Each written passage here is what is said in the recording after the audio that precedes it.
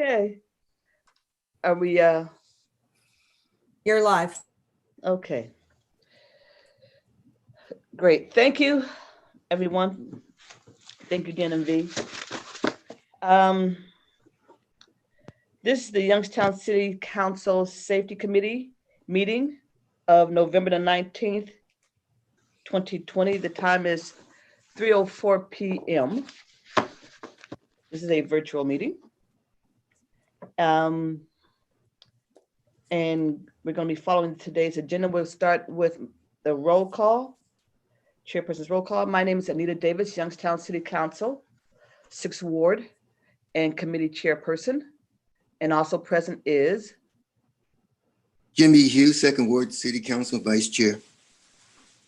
Sasha Adamczak, 7th Ward Council and committee member.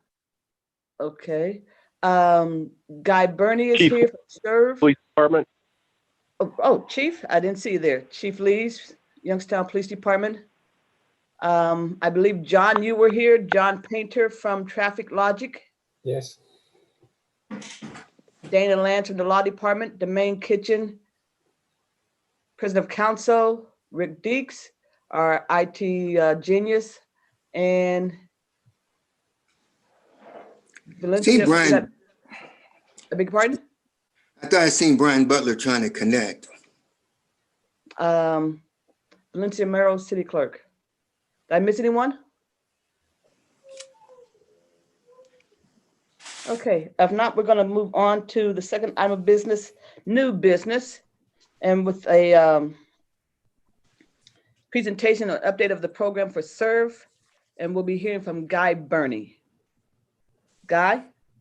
Yes, through the chair, thank you for having me. I want to make sure that I'm pointed in terms of what you wanted to. Thank you for the conversations that we had before this to invite me to just talk about the program and possibly expanding the process. So I guess I want to just start with my week. Hopefully everyone has received the information that I sent.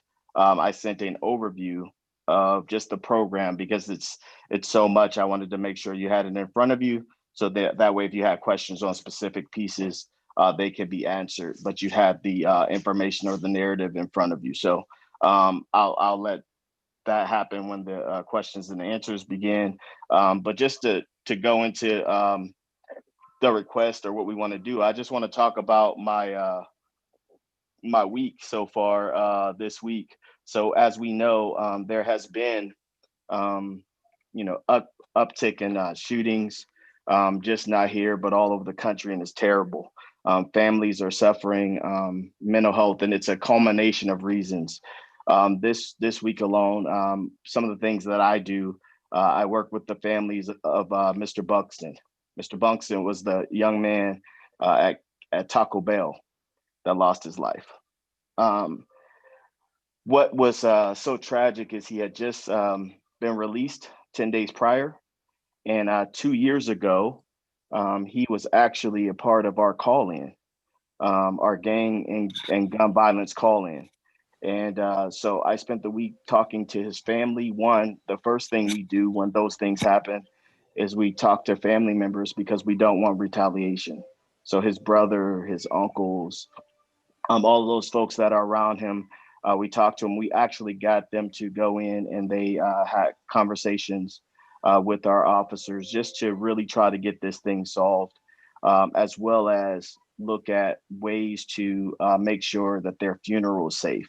So what I do is I kind of become the conduit between the officers and, the funeral home and the family, just to make sure that, nothing happens at the funeral that further initiates the violence. So those are things that happen on a daily basis that we do. The other thing, December 7th, we're working on all the barbers and beauty salons that will be having a mental health first aid training. One thing we know in our city is that there's a lot of trauma because of violence, because of what's going on. And so there's no way, you have to spread the information to get it in the hands of the community to get it out. So on the 7th, they're actually going through hours of training to be mental first aid certified, so that when people are sitting in their chair talking about violence, talking about domestic violence, they know what to do and they know how to kind of direct them properly. We are working with juvenile. Did any of you see the young men who escaped the juvenile facility? If you did, it was two young men that escaped, three tried, one of them got caught up in the wire. Well, they're part of a group that's out right now. They're calling themselves BFK. They're calling themselves the Babyface Killers, and they are for what people know, they may have been involved in some other shootings, and so our call in, as many of you know and been there, that's our next group that we're calling in. Now, we're not calling in the young men who we're already assured that they've been in a gun violence or they've shot someone, but we are calling the young men surrounding the group so that they can get an opportunity to do better before they end up as the next number. And so, just this week, those are the things that we're initiating in. I just got a call this morning from a mother who felt like her sons were going to be the next gun violence victims this morning. And so working and mediating that family. And so that's why in terms of expansion, it's really going to be important. I talked to Councilman Davis to really talk about expanding the number of people who are working on this project. It's like filling potholes. We could fill potholes, but we have one truck that's trying to go around the city and fill every pothole. We're never going to keep up with it. And that's the same what's happening in terms of prevention and intervention in the city. There's so much needed that we have to kind of find a way to expand the process so more and more people can be touched. So that's what Councilman Davis and I have been talking about, is how do we really expand and touch. So those are the things that we want to do. Also, if you don't know already, just for council's sake, I'm in the office and I have a part-time secretary. She works and she goes above beyond. But one of my other questions is a full-time assistant so that we can field calls and get things done. We want to keep all the programming that we've already had going. That's really important. And you'll see that in the presentation that I sent, so I don't have to go through there. But I know some of the council, I know Domain is on here. Last spring, we were able to bring 1,000 young men down to the Cavelli Center for My Brother's Keeper. And so it's really important.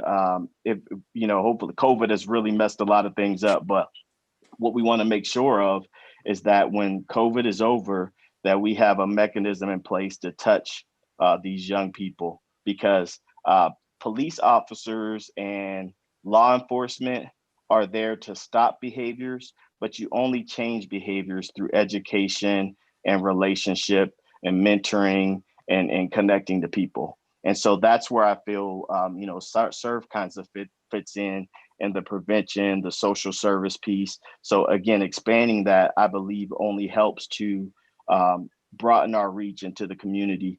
The other piece is that we have to do neighborhood strategies. One of the things I did when I first came here was that I had a mini grants program, and I didn't have a lot of money, but the first thing I did was give the money to the people in the community who are doing the work. So we were able to touch from a couple hundred kids to 4,000 kids a summer, because we gave little pockets of money to these agencies who are working with young people. We need to get back to the same thing. Since I've started in 2012, budget has decreased each year.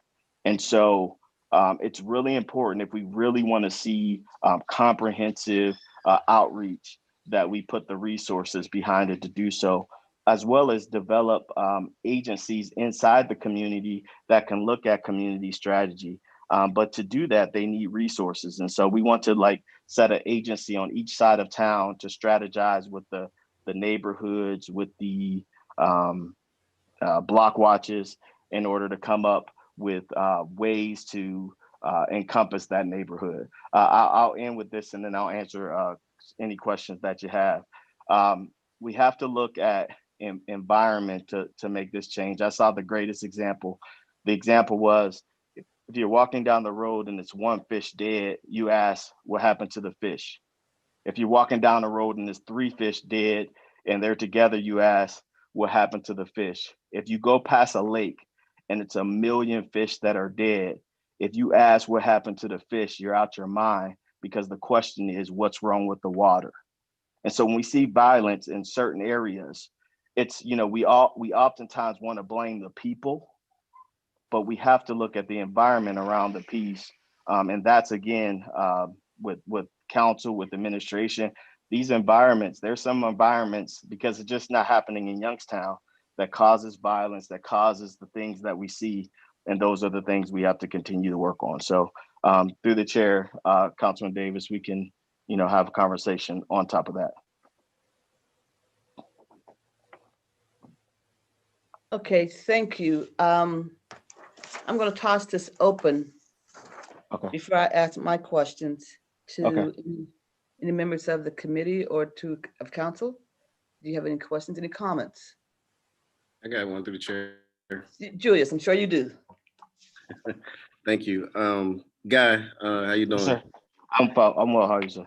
I'm well. Thanks for asking. I'm a big fan of Serve, big fan of yours. Yes, I appreciate what you do for the community and what you do for our people.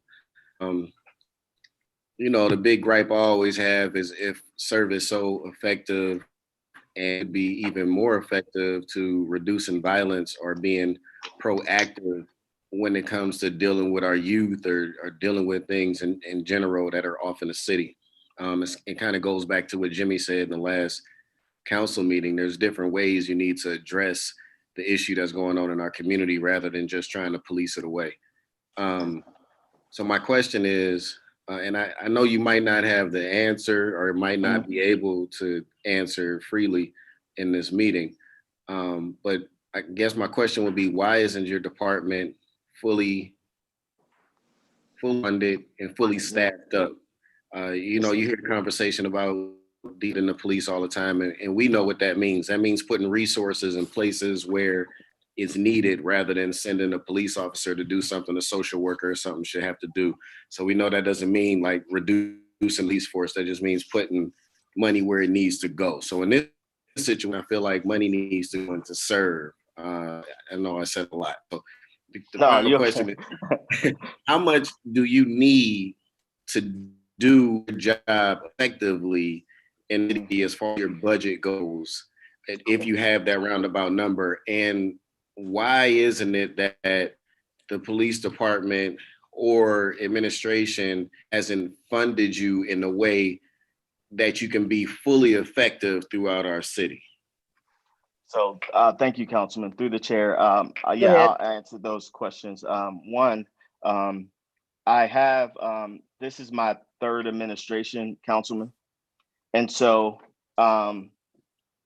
you're right. I can't answer those questions. I will say, though, I did have a conversation with the chief in the last day or so. And I've been talking about this for a long time. And he was kind of, trying to figure out in terms of physical resources, what they had to expand the process. So, that's outside of my jurisdiction in terms of what I can have, but I have been having this conversation for the last couple of administrations. And, as you know, and Julius, because we talk beyond this. I mean, we're out here working. There's certain things that we can do that's going to touch people. And that's the only way to change this process. And so I am totally open to whatever that is. Now, I will say, I'm not letting this stop me. As you know, I went out myself and grabbed more people, right? With Ohio State University, where it's not costing the city money, with YSU. So my passion is beyond the resources. It's about the people. And so I'll do it. But to answer your questions, yes, I feel like if we're serious about our environment in our city, then our where we put our treasure is where our heart is, right? And so just as we fix everything, and I know that it's the city's job to repair and make sure we have functioning streets and lights and all that. I think that the people are just as valuable. And I feel like the, resources should be put in that. And I think if we do that, our city only gets better. Thank you. Through chair, quick follow-up. Go ahead, Julius. So thank you for that, the guy. When I went on my trip over to Israel, I stay in contact with the people I was over there with through the Jewish Federation and the Jewish Community Center up in Tipsy. We meet each month, and right now, one of the things we took away from that trip is a program called Youth Futures. So we know typically when we deal with mentorship, it's kind of like a hit or miss. But with this program, it's from Israel. So it exists in Israel. But what we're trying to do is bring it to the United States right now. It's being piloted in another state right now with some of my colleagues from out of town. But this is what the gist of the program is, that instead of like just getting volunteer mentors, like this is these mentors' jobs. Wow. They get paid 40 hours to just mentor. And they meet with the parents, they're in school with them, they're at home with them, they got to meet with them so many hours a week, so many hours a month. And and the parents have to do a little bit of a buy-in to it too.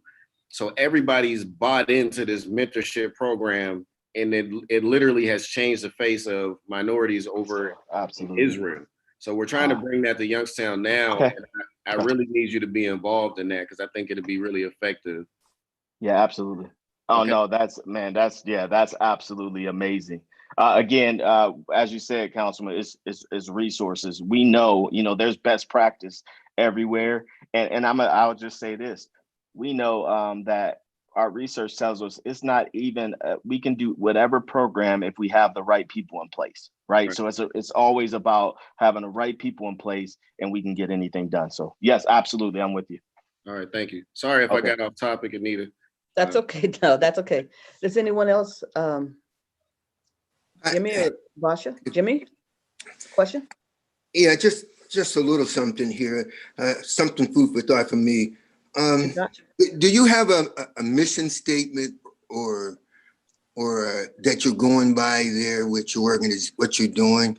I mean, you were kind of like all over the place when you were telling us all what you was doing and your other stuff too, though. But I'm just talking about a real mission statement that you're actually going by when you're doing your work. What is it kind of short, and can you? Yes, sir. Through chair, our mission is to create an effective delivery system to offer individuals a circle of support, enabling them to choose a nonviolent path in life. And so SERVE is just meant to create pathways for people. What we believe is that people have what they need inside them to make it, but oftentimes they need paths to get there. And so that's what our job is, to create those different paths, because every situation is totally different. Jim? And another thing, you mentioned earlier that you gave out little bags of money to organizations that was working with youth. Do you have any on the east side that you was working with? Do you recall organizations? Oh, man, so on the east side at the time, McGuffey Center was going through some, back and forth. So at the time, we have given money to McGuffey Center. I'm trying to think of who else on the east side.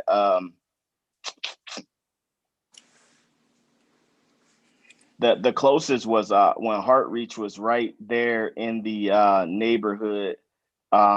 We looked at them, but actually, Mr. Hughes, there's not many organizations that specify youth. I think we work with one church over there. It may have been Rising Star that had a youth program, and we worked with them, but that was about it. So when you were Jimmy trying to, excuse me, to the chair, but you can kind of see me talking though, right? Jimmy, go ahead.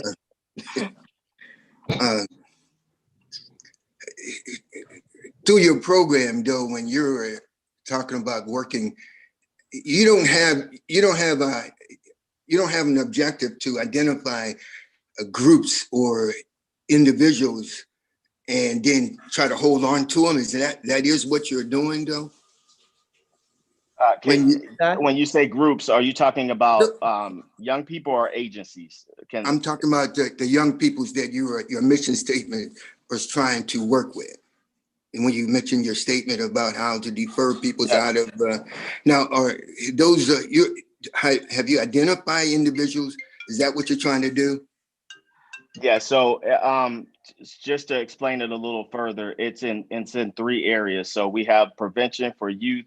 And again, when you look over the information, you'll see it. We have prevention for youth, and then we have this young adult population who is in intervention. Those are people who are already involved in the system or even been to jail and come out.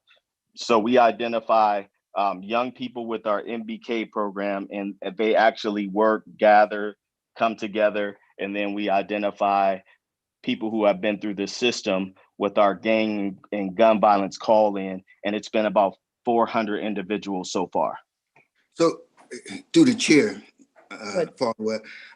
so it'd be safe to say those people that we just talked about and that you're identifying those 3 different groups, you have a group or you have individuals on the east side that you are working with and have worked with, or you are. Oh yeah, certainly. I'm sure. Yeah, we have some individuals. Now I will say, most of the time when I'm working on the east side, it has been through the school, Mr. Hughes. We work with a lot of the school pieces, and so I've gone in. I don't know if you remember when they had that big riot.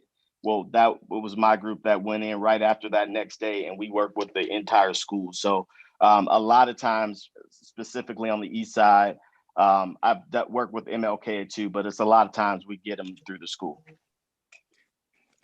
I'm just trying to get a little facts. I'll talk to you individually. I mean, yes, sir. If I'm allowed to. I know you're busy with Anita and Julius. But... oh gosh. Yes, sir. Okay. Basha, do you have anything at this time, Basha? Yes, thank you through the chair.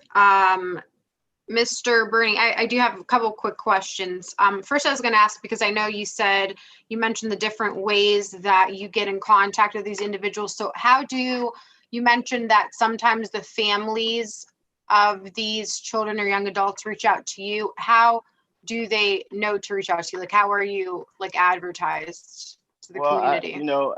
I don't, honestly, like we have a website, but it's a lot of word of mouth, and because we're actually out there. So I work with a lot of the families that you see on the news. I don't talk about it, but the next move is to me contacting the family directly. And so that's how a lot of people find me, because I'm dealing with the families directly. Okay. Go ahead. Thank you through the chair. And additional question. Because a lot of this, I think, has to do with prevention and, trying to engage the children, when they're younger. And I know we have, like you mentioned, mentorship programs and things like that, but I think it also comes down to giving the kids activities and something to do. And if I'm not mistaken, and this might have been decades ago, I think the city used to have a summer youth program where they would actually hire high school students and pay them. Yep. I think we should probably do something like that again. So through the chair, go ahead. 2 years ago, Job and Family Services, along with juveniles, had that actual program that you're talking about. COVID has changed so much. So this year, that program did not happen. We did work with that program in terms of I helped them get the sites for the young people. So from, churches to where to work. And that was, last year, not this year, because they didn't have the program. But you're absolutely correct. I believe that those types of programs are essential. But that's why, as you see in my expansion, so we just talked about a little bit about what I do. And I'm not I don't have the hero complex. I can't do it all. It's, we have to have more people if we really want to see this comprehensively affect the city. That program Julius was talking about would do something like that. We have to get more feet on the ground, because the only way to touch people is to touch people. And so we have to get in front of them. The police, again, will stop situations. It's like a parent, we yell at our kids and say, stop. But if we want to change the behavior, we got to teach and ask questions. And so that's where we're going to need to expand this so that each side of town, even like Mr. Hughes is talking about, that each side of town has a person that they can concentrate on all those specific pieces for that particular side of town. And that's what I, really like to see, in the big picture. I know that there's issues, but if we can get there, we can work toward there, I think it becomes a better city for us. Yeah, I think this is a comprehensive challenge that we face that needs a comprehensive plan. Above all, I think it kind of goes back to what Councilman Oliver said, that we need to better fund the program to be able to expand it. That's all. And thank you for what you do. Thank you. No, thank you. Thank you. Thank you. Thank you, Basha. Chief, did you want to jump in here on anything, or can I ask a couple of questions? Chief, anything? Nope. Okay. So Guy. Yes, ma'am.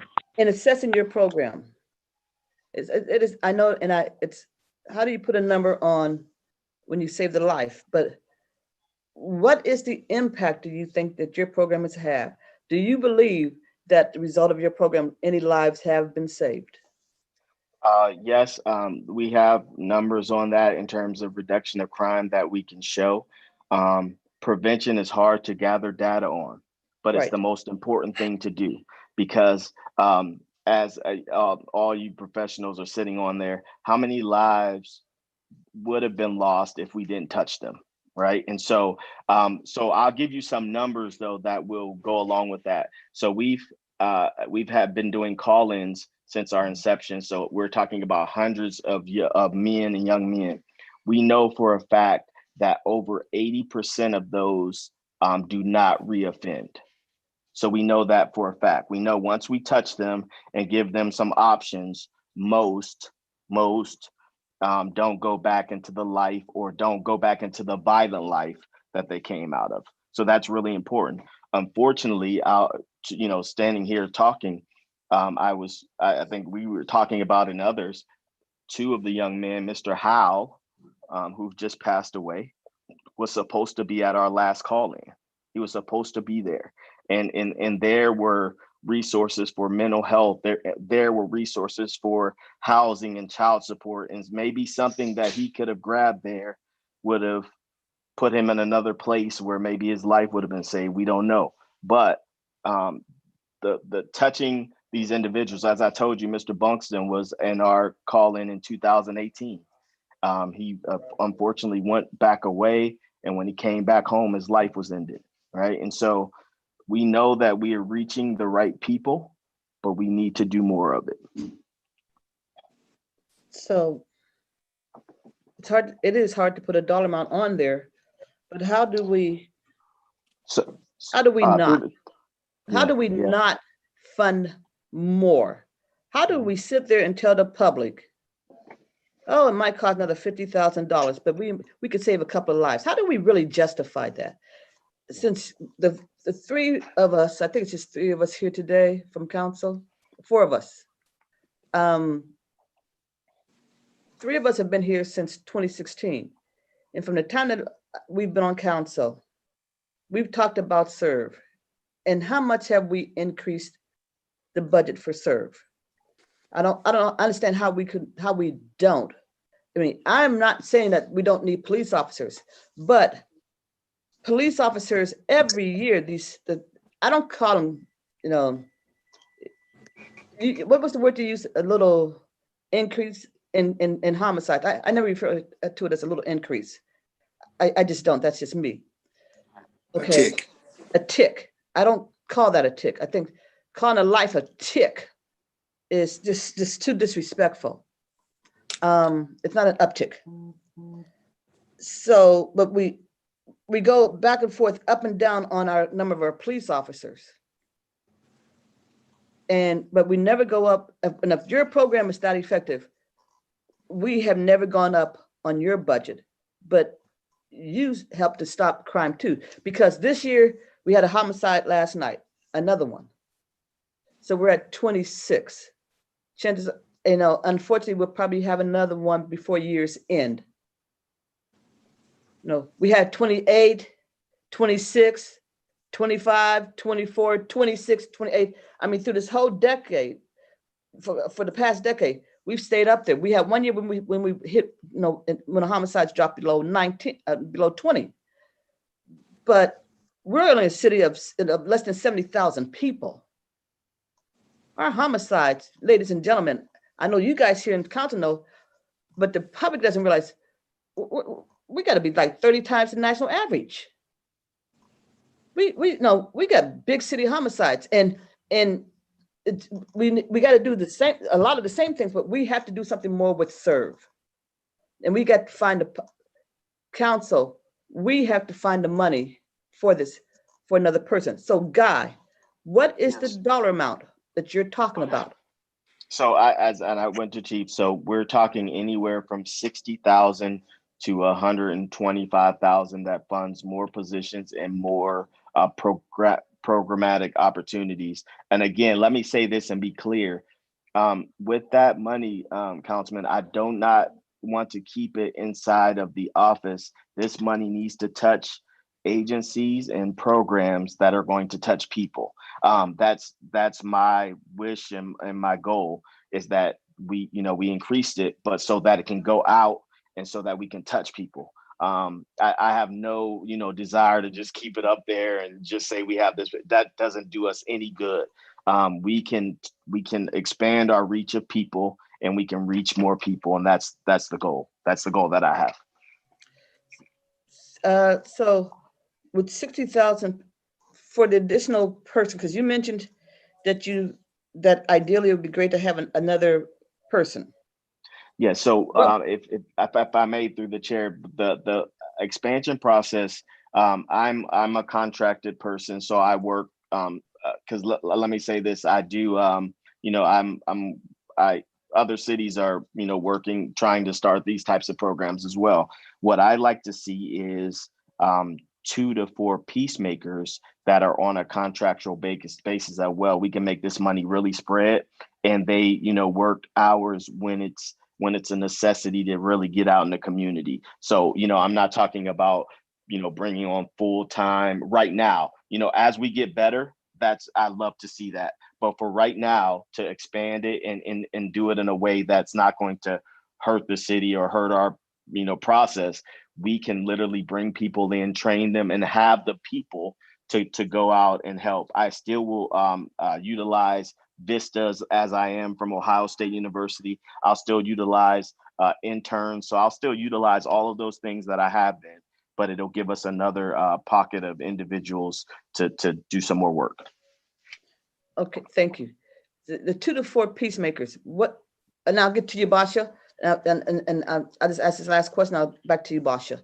So the 2 to 4 peacemakers, what is the cost behind that out of this 125 that's between 60 and 125? So we as looking at the budget, we went anywhere from $40,000 to $60,000. Total? That'll give, excuse me? No, Total? that's total. Yes, ma'am. Okay, thank you. Basha? Thank you through the chair. And I'm not sure. I'm going to ask you, Anita, because I don't know, because it slips my mind, and I don't know if you guys already mentioned it. Where does SERV get funded from? Does any of it come out of CBDG or no? Does anybody know? Is it just funded through police? Because I guess, we'll have to look into it, and I guess maybe, I don't know who to ask to see if we would be able to fund some of it, depending on what the programming is, if CBDG funds are able to be used. That's all. I believe that's going to be up to us as the body to make that determination. Yeah, but I wonder if if it's feasible to do that, like if it follows the guidelines, you know what I mean? Like if we would be able to consider doing that, I guess is what I mean. Mm-hmm. Well, $200,000 goes towards the police department from CDBG funds. So, we need to look in that direction when we look on their budget. Anybody else before I ask another question of God? Jimmy? I'm kind of doing the same thing I already did, and I told myself I wouldn't do that. So I apologize ahead of time. When I'm talking about the East Side and your directions and the things that you're trying to do, I kind of get it and I don't. But what I'm saying is that, have you ever heard of Plaza View or Victory Annex or Rockford Village or any of those places like that? Kinder Circle? Yeah, so I work, you say Rockford, so I work really closely with Reverend Peterson over there in the Victories. You know, I'm over there in families. Yes, so all those apartment complexes I'm aware of. Yes, sir. Is there anything about the youth or in those things that you are concerned with and you're trying to corral them or work with them into having a more peaceful life as well, or not from violence? Have you been working? Are they target or they're something that you're concerned with, trying to do something with those places? Absolutely. Yeah, we're concerned, but just again, I'm just, and not to put these, not just them, all young people in those situations. I find that it's easier to meet them in school, though. That's where I get to have them kind of wide open. I'll give you an example. Last year, I took the entire fifth grade, sixth grade of the entire city to Camp Fitch for 3 days apiece. It took me a whole year. And so we're talking about, and Basha's shaking her head because she's with me. Yeah. So we're talking about maybe 1,000 young people that we were able to touch and talk about leadership and talk about violence and talking about conflict. So that's how we do it. Again, I would love to have a person, Mr. Hughes, that I can just send in those areas to have in there all the time. But I'm just one person. And that's why this expansion is really important. Follow up to the chair. Jim? Yeah, I kind of get that, but originally I had the impression that your program was a carrot and a stick, so to speak, you know? Mm-hmm. I get the carrot because you said you're giving out cash, you know, and how did the stick play into that? Well, the stick is law enforcement. At in terms of when I do a call in, I'll give you an example. So when we do a call in for people who have been involved in gangs or gun violence, what I do is we bring in all of the resources that are behind me. So when I tell you resources, I'm talking about housing, jobs, child support, reentry programs, you name it, they're there, welding programs, it's all there behind me. We give them the option. Listen, we know what you've been involved in. You either been in jail, you're coming out, and we don't want you to live that path because that path doesn't lead anywhere. Come get the help you need, and we're going to help you. If you do not get the help you need, the next time that you're in trouble or are part of a process, the judge, the court system understands that you had this opportunity, and they're going to judge from that extent. And so that's the stick. So I say law enforcement, but it's not it's the judicial process with these young men. We want to give you the opportunity so you don't have to deal with that anymore. But if you choose to deal with that, then you're going to have to deal with it. And they're going to know you've been through this process. So that those and it's been a number of council people at the call, and I certainly invite you. But that's how it works. But I will say most of the young men, in fact, just last week, one of the young men got his license for the first time. So he's also now he can work, not worry, but he's going to work, but they have to worry about driving and getting caught up in the system because he doesn't have his driver's license. So sometimes it's not even big things, Mr. Hughes. It's just those little things that they need to move on and live their life. So that's what we try to give them. Anything else, Jim? Well, Yeah. if I may for a second, just back and forth. I understand the little things and the big things, and I kind of understand that. But what I am originally, my understanding of your whole program, there was a lot dealing with targeting individuals that you were perceived doing this, or back and forth. And all those social agencies and criminal justice agency was all supporting you on that, but they were all actively involved as not just you, like you keep referring to as just you and your part-time No, secretary. if I'm saying me because I'm on the line, it's certainly not just me, and I don't take it as that. So hopefully that wasn't a misunderstanding. Well, it's kind of like what you said. It was just you. You need more people. You need more help. Well, yeah, I do inside of the office. Yes, sir. Well, all right, I'm done. Okay. Thank you. Guy, Thank I do have a couple more questions. When you go into the schools, Yes. at what age are you trying to reach these young kids? Whatever. So we go from elementary to high school. Okay, elementary is a lot of grades, but at what, three, if you're talking about the prison pipeline, that's I started at Third the third grade. grade. So are you reaching down to that third grade level? Yeah, at times, it's not consistent, but I go in for assemblies, or I'll go in and talk to many of them. And like I said, we started with this conference. For instance, I have a meeting with the YMCA tomorrow, and they have a lot of money, and so we're going to be working with hundreds and hundreds and hundreds of kids through the YMCA in Camp Fitch because they have this money. So yeah, that'll be elementary all the way to high school. So it'll be from third, fourth, fifth, sixth. A lot of times it's when they're old enough to get on a bus or do some type of field tripping. But that's how we've been doing it so far. I don't mean to be preachy. Yeah, I do. But our young kids are seeing this violence from the time they're little kids. They're for little babies. Okay.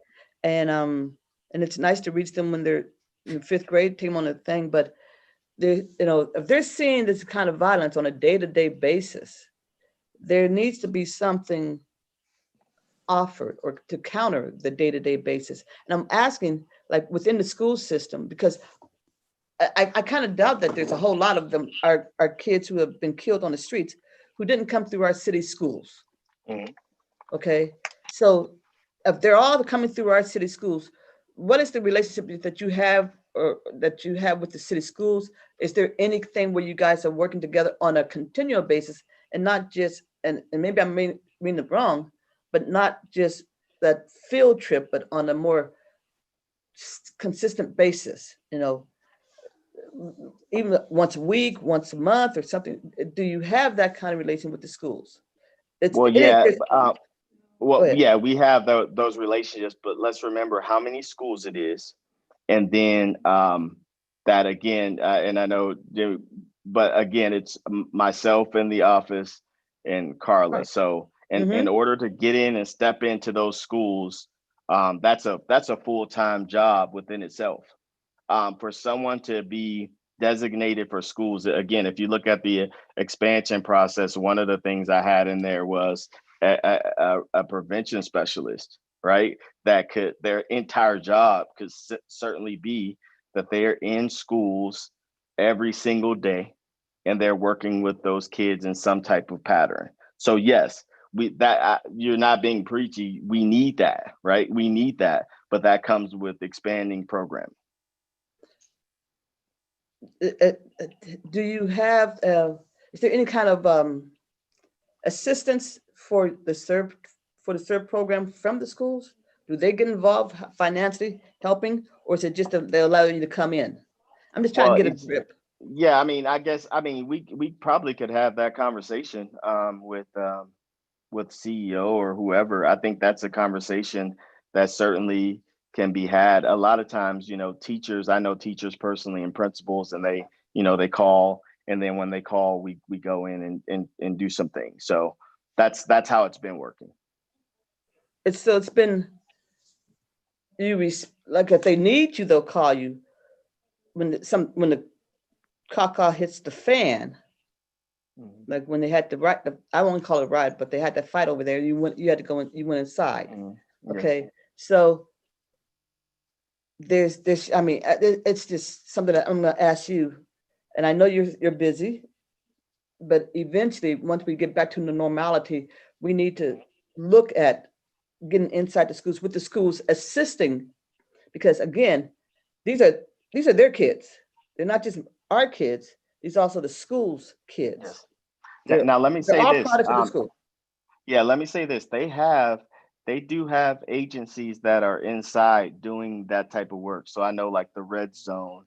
And so they do have agencies. I know, and sometimes I work with those agencies to work with kids. For instance, like this summer, we work with UMADOP to do it. And so UMADOP and their team, right? So I think it's a way. I think that we have to utilize the resources and agencies that are out there to make sure that we're touching these kids, because we're talking about thousands of them.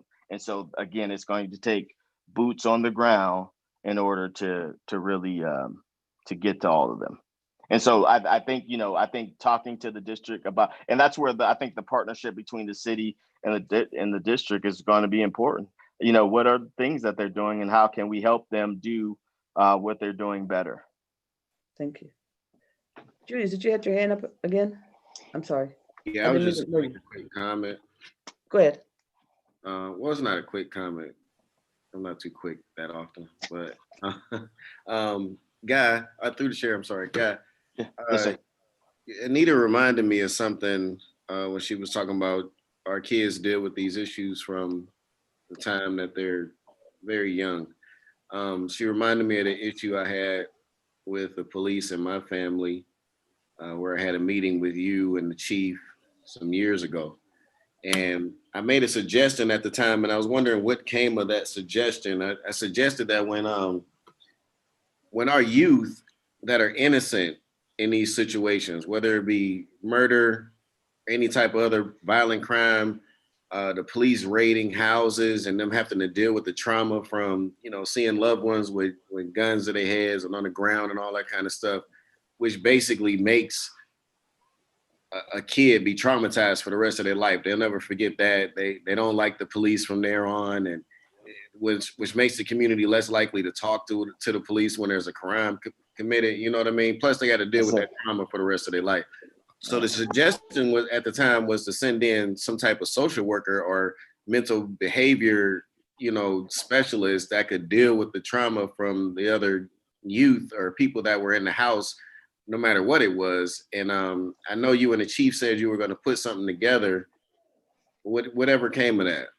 So what if you look at the thing I sent, we created the mental health advocates program, and it's not just for kids, Julie. It's for everybody.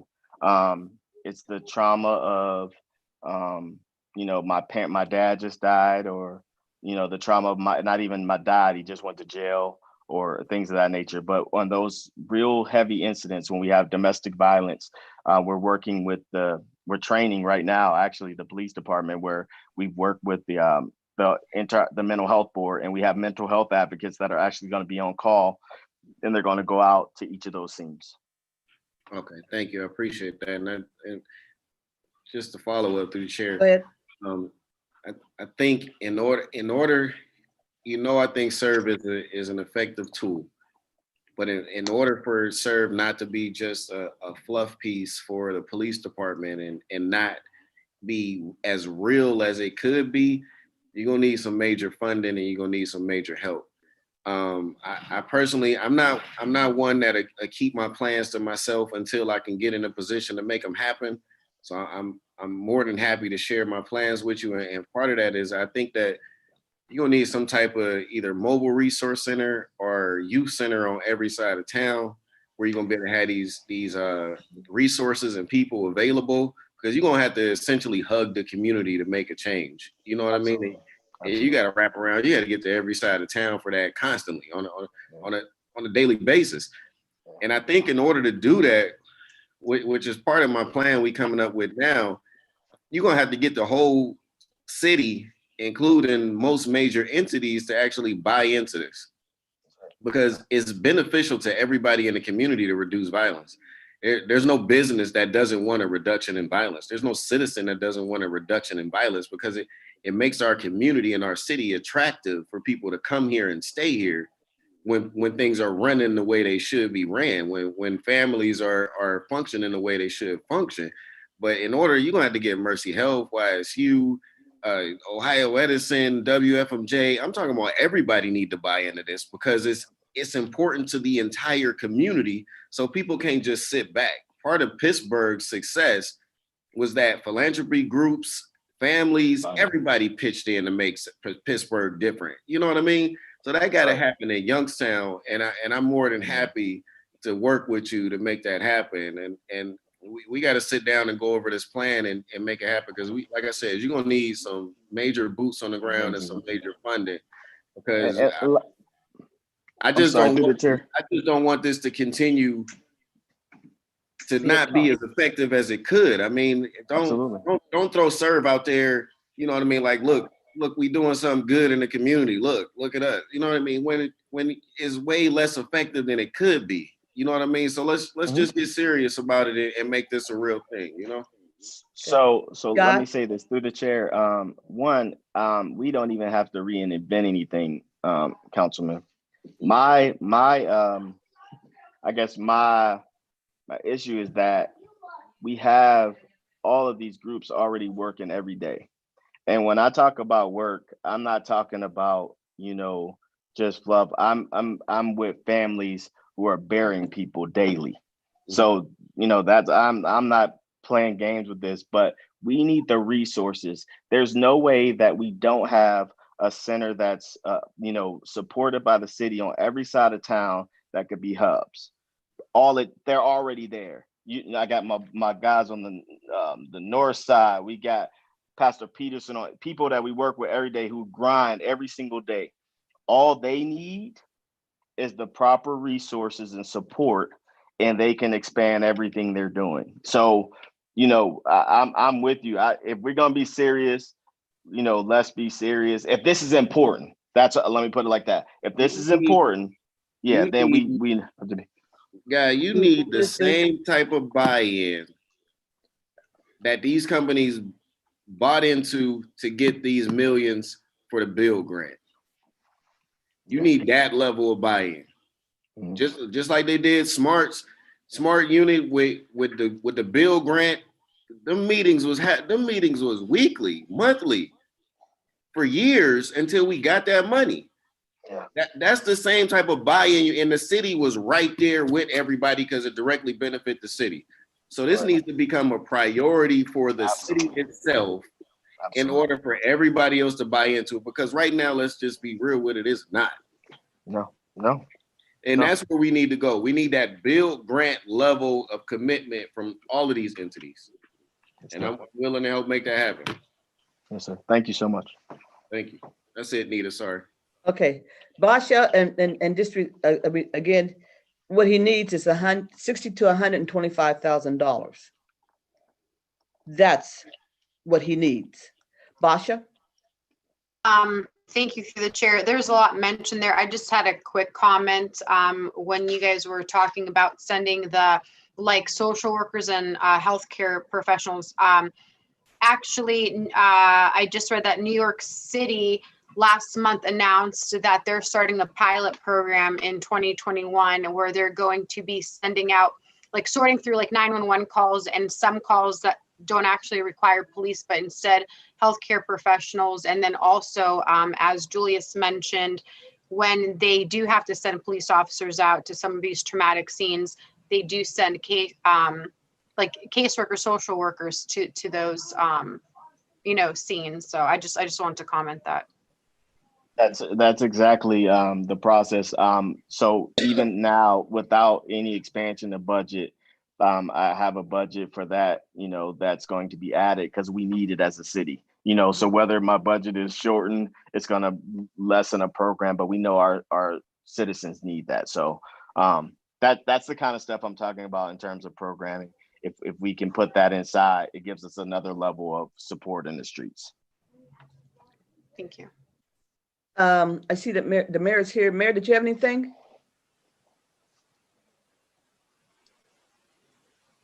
I like what I'm hearing. I like the direction we're going.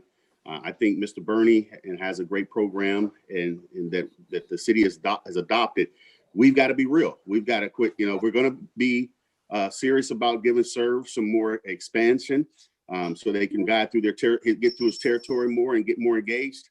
I'm all for it. So I hope council is sincere in what we're doing today, and I think you are. I hear the conversations, and we're at that point. We really need to make sure that it's all hands on deck, and we make sure that we reach those kids at the right age, but also we make sure that we have those individuals accountable that are out there just recklessly doing this. So it's a community issue. It's all of our issue. So I'm looking forward to seeing and hearing when we get to the budget what we can make sure to help Mr. Bernie with. We can't afford not to.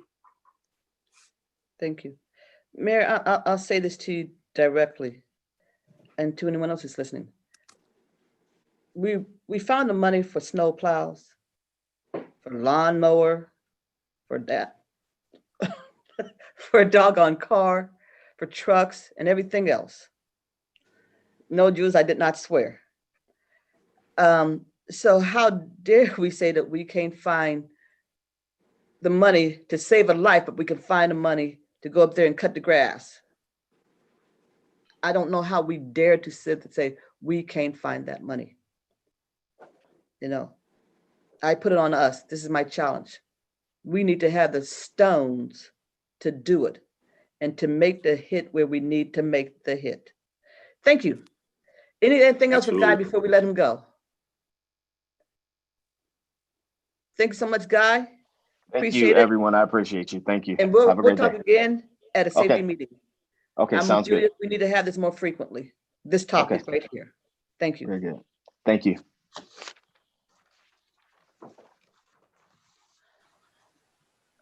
I'm gonna bring myself down, and we're going to move on to something else that's also important, and it's about we all get speeding complaints. So we have a Mr. John Painter here from Traffic Logic. He's going to talk about these portable speed signs. And John, are you here? I'm here. I don't know if you can see me. Thank you for your patience. Interesting. If you want to introduce yourself and tell us about your company and the product that you have. Okay. Obviously, my name's John. I worked for Traffic Logics for about 4 years now. I used to work for a company prior to that called All Traffic Solutions. I actually started All Traffic Solutions, the distribution side of those, in 2004. I retired from those in 2016, and then I get headhunted by these to come and do something else. I've worked for these for about 4 years. Radar speed display signs have been in Europe since the 50s, really, and traffic calming started in the 50s. It actually started in Denmark. What they did is they altered a street that people were speeding through, and they put speed tables and different things out the street, and altered the configuration of the street, and that traffic calming then quickly spread across into Germany and all the way across Europe. And there was a speed on speed tables. And then on top of that, they started to notice that people needed to know feedback of how fast they were going. So radar speed display signs started to come in, and they didn't really come into the United States till the late 80s. Most of those then were on a trailer, so they're a large unit on a trailer, and the technology wasn't available for them to be anything different, really. Then in the early 2000s, radar speed display signs got a lot lighter. Now, I used to sell the most portable sign in the industry. It weighed over 40 pounds. But what it did, it came off the trailer, and you was able to mount it on any pole or any post. But it was like a foot thick, it was like a foot wide and a foot long, because the radar in it used to be like a can of beans. It used to be a large unit, a can of beans. It was an analog radar.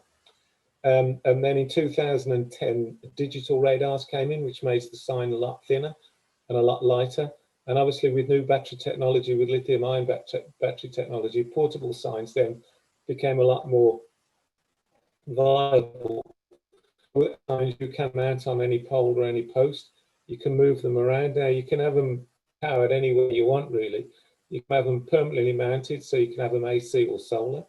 So if you're considering leaving a sign in one position for maybe a month, 6 weeks, 2 months, you really need to consider going solar. If you want to move it every 8 to 10 days, then the battery operation is the way to go. Now, with a battery operated sign, our signs come with 2 batteries. You can keep 1 battery in the sign and 1 battery on charge. So when you move the sign, you can change the battery. The battery, depending on the volume of traffic, will last you about between 10 and 21 days. And it will give a feedback to the oncoming motorists. Now, you'll have to excuse the mess because this is my trade show stuff that I've got in the back here. And also, my wife's done her summer clean out, so she's got it, but I haven't taken the stuff downstairs yet. So what I've got here is actually the sign that I showed you in the pouring rain. I don't know if you can see it. The sign is down there. That is the 12-inch portable radar speed display sign. I've got it in what they call the demo mode, so it's showing you back to front of the seat because it's coming through the camera. But what that is it's a 12-inch sign. Now, the way you pick the size of sign, and it will go red, it goes red at over a certain speed. The way they pick your size of sign is on the speed limit of the road. So what the MUTC regulations say is if you've got a radar speed display, a posted speed limit, and what I mean by a posted speed limit, that's the speed of the road, you have to have a minimum of 12-inch sign. This is a 12-inch sign, so it's good for posted speed limits of 45 miles an hour. You don't need bigger than that. You don't have to go bigger than that. So you can save yourself money with those signs. The LEDs on the front are all what we call at an angle of 30 degrees. So the further away you go from the sign, the brighter it gets. As you're approaching the sign and you come out the viewing angle, the LEDs will look as if they're disappearing. Now, that bright bunch of white LEDs is what we call a speed violator strobe. And you can set that at any speed you like above the posted speed limit. This makes the sign 30% more effective because from 100 feet it looks like a camera flash. Now, in this particular sign, and I'll just go back to this. This will drive you crazy looking at that speed. In this particular sign, what we've done now with the digital radars, the radars are accurate to plus or minus 1 mile an hour. So any speed or any vehicle that's coming by, you know that speed. When you look at the data, you know that's accurate to plus or minus 1 mile an hour. The old analog radars used to go out because they used to have 3 resistors inside, and they would go out and you used to have a tuning fork and test it with the tuning fork. And if it was right between 28 and 32 miles an hour, you know, Anita, the radar was out. So you don't have to, the tuning forks don't work with digital radars. If it comes out of calibration, it'll either go off or it won't show the wrong speed to the vehicles.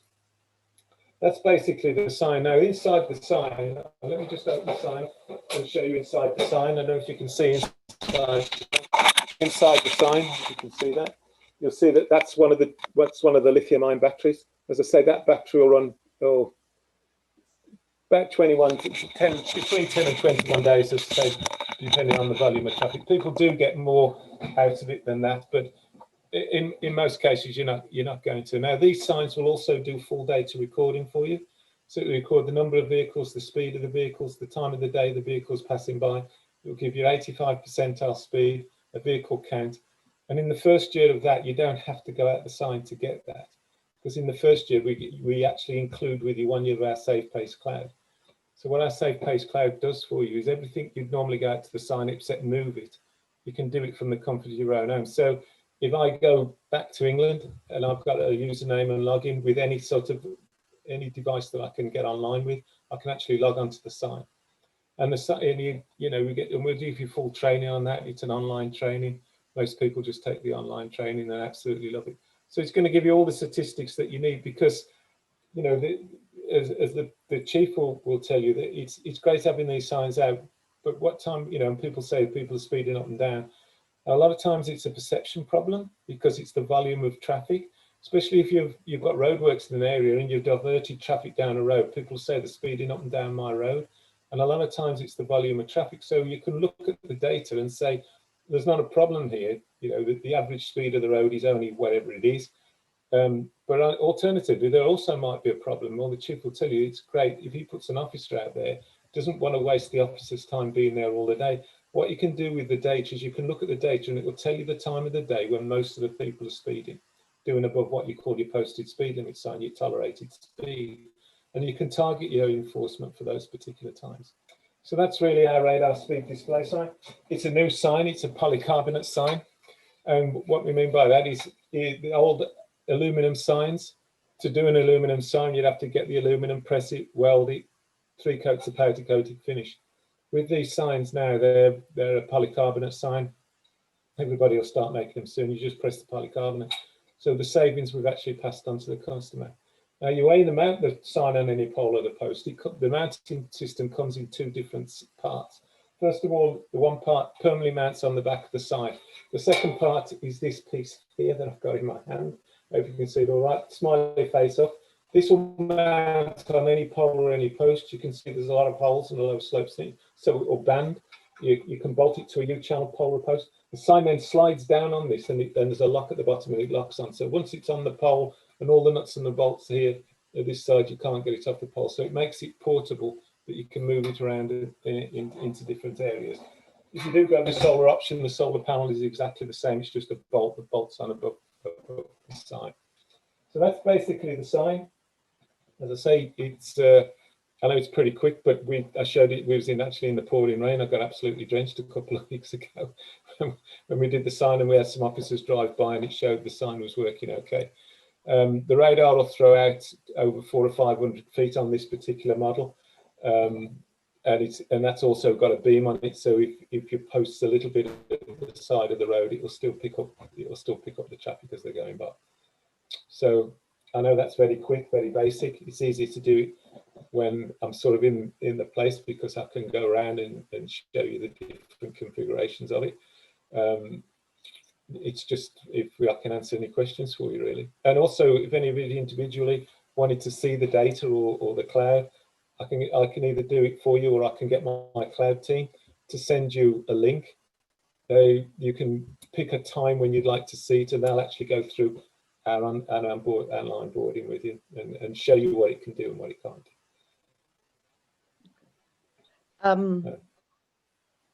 Any questions? I know there are questions. Let me start with one question, two questions to you, John. Number one, the sign that you're showing us, is that capable of sending messages? No. Can you do any kind of messaging with that sign in particular?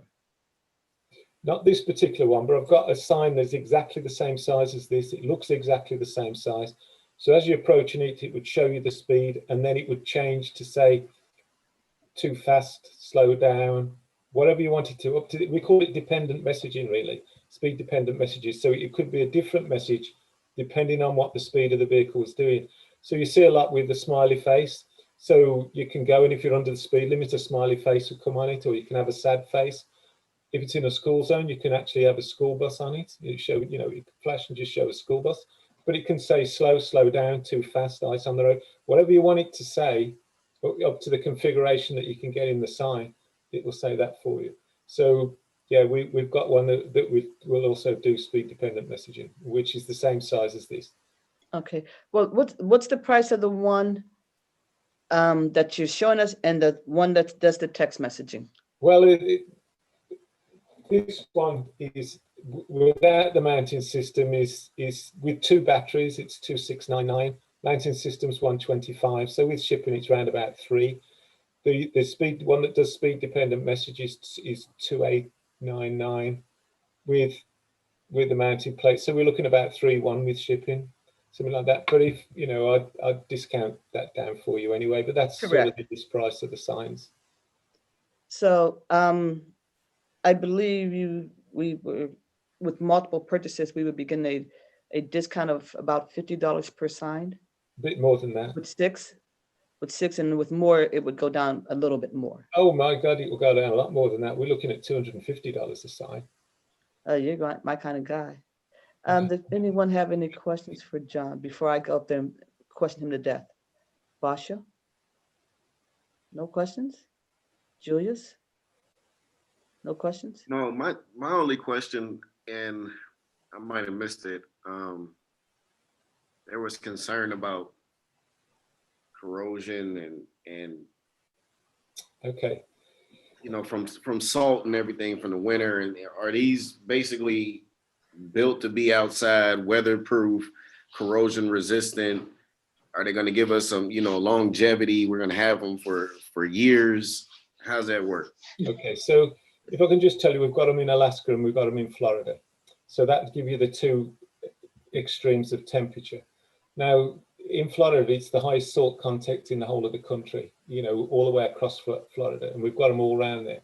Now, the old aluminum signs, they because they were aluminum and had 3 coats of powder coated finish, they would stand up to this.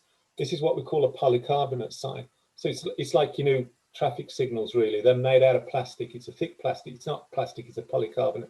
There's no corrosion with it. Now, all our electronics, they have to be coated.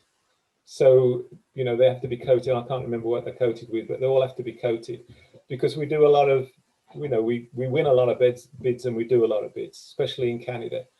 And their specifications is they have to be coated because of the extremes of temperatures they get up there and also with a high salt content. So we don't get any problems with corrosion in these signs at all. We had,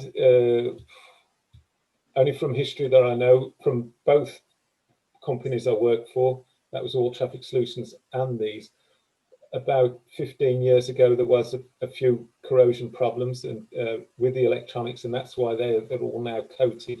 So we're probably looking at 8 to 10 years usage. And I can tell you that about 2 years ago, all radar speed display signs had problems, not just ours, everybody, with the LEDs from where they were coming from. We had independent people looked at us, and the failure rate of all our new signs this year is less than 0.4%. So we don't, you know, we're quite happy with, a lot of that's user problems as well, but, you know, we still take those on board. They come with a 2-year warranty, 1 year on the batteries. So, you know, we stand behind our product anyway. So corrosion and temperature, we've got no problems with. That's why it's a lighter color at the back.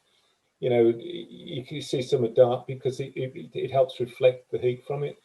Now, if you went solar with these, we don't put a lithium ion battery in. What we do with the solar, we use a lead acid battery, and we pass that savings on to the customer because lithium ion batteries are really, really expensive. With a lithium ion battery though, if the temperature drops below 40 degrees, that's -40, which is cold, it would stop working. But then as soon as you bring it in, let it get back up to room temperature and start charging it again, you don't lose anything with the battery. Lead acid battery, if it's on solar, because it's trickle charging all the while, the electrolyte inside doesn't go watery, so it doesn't damage the battery. So you're going to get full life out of your batteries. And, you know, the longevity of the sign is 8 to 10 years, we think. Thank you. Jimmy? No, I mean, I understand the warranty through the chair. And, but what about vandalism? Do you know? What kind of,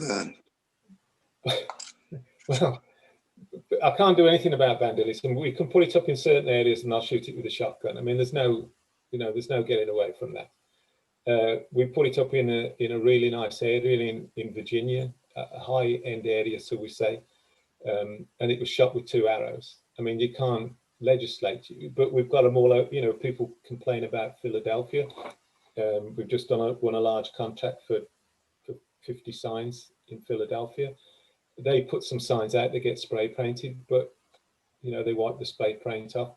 A lot of times vandals don't, you know, people will shoot them. There's no getting away from that. We probably get 1 or 2 a year that's been shot, and we have these with arrows. That's the first one we've had with an arrows, but the sign carried on working with an arrow sticking out of it.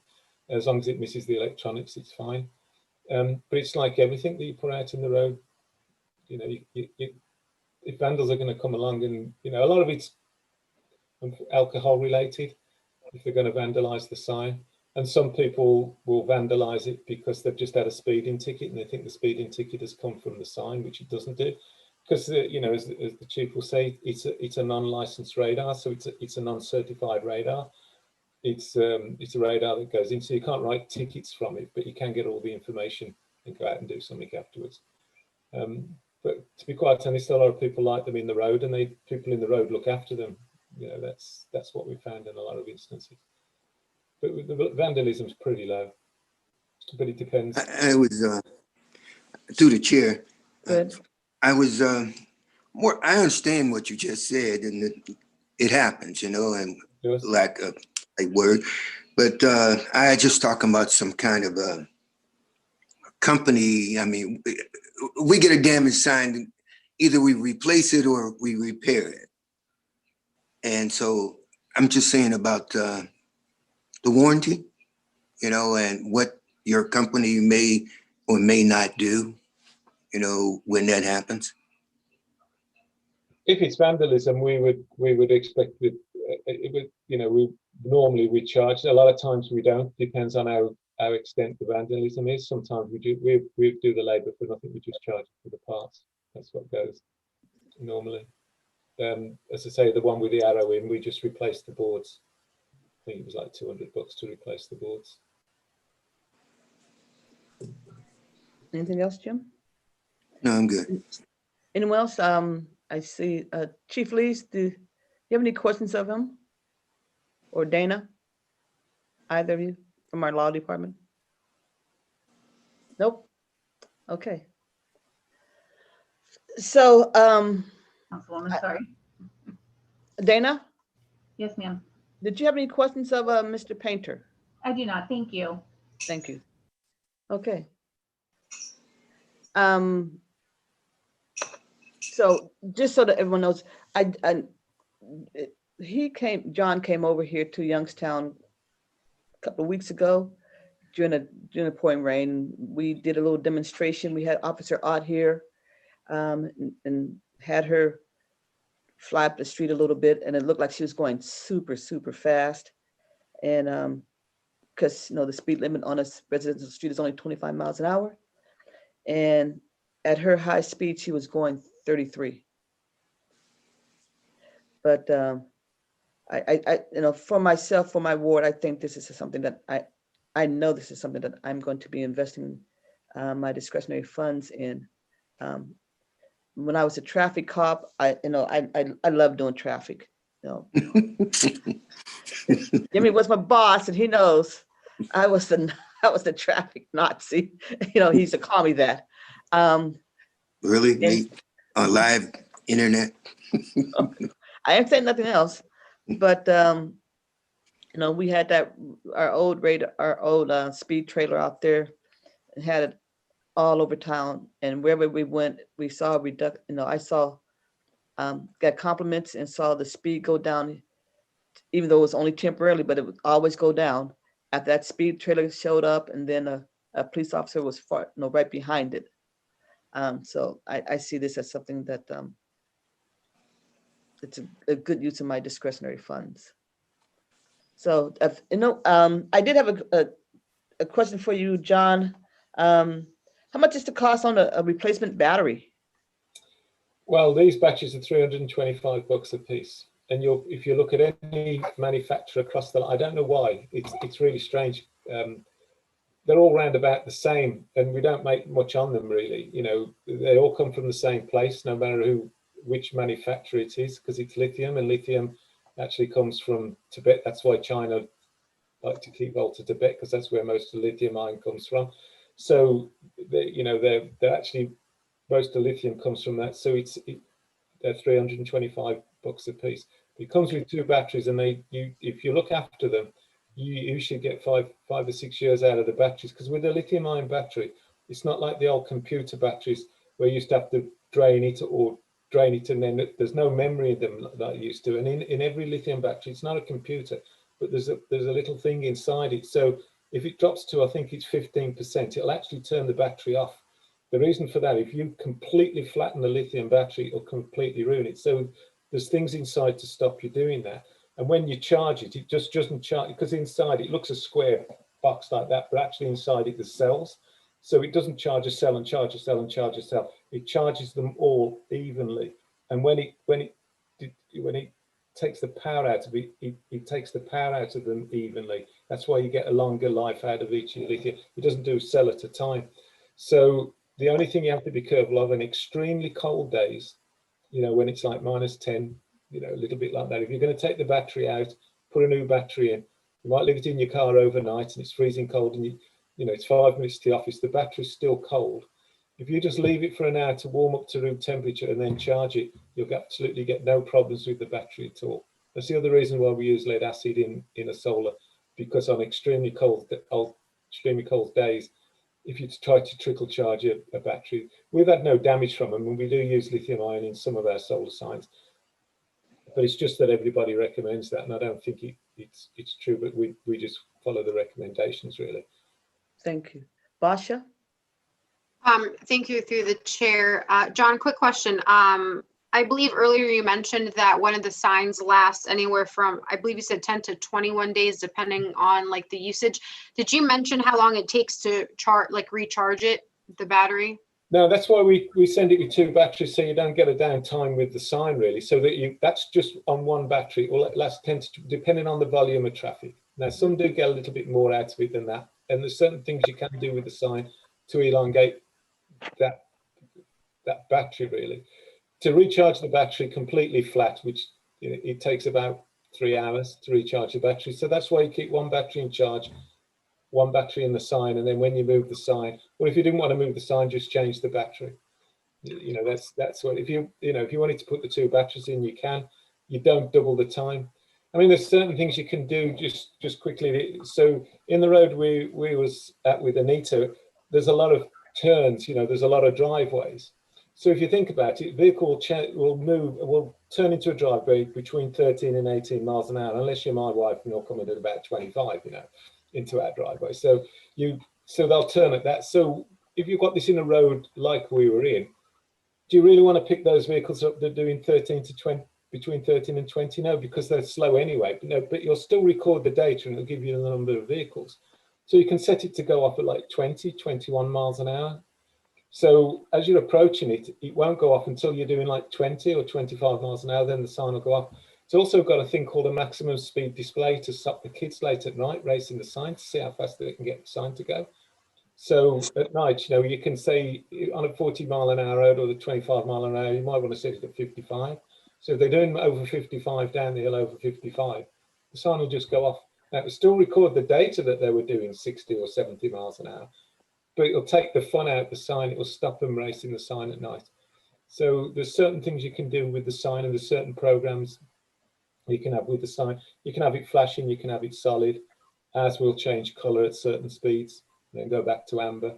So there's a lot of things you can do with the sign. Now, if you put the sign on completely flashing all the while, you extend your battery life with that as well, because you're taking the LEDs off for about 45% of the time. So that's another way of extending your battery life. So on an extremely busy road, there's certain things you can do to get you. I never go over 21 days. People do, but I don't like to give over expectations of what the battery will do for you.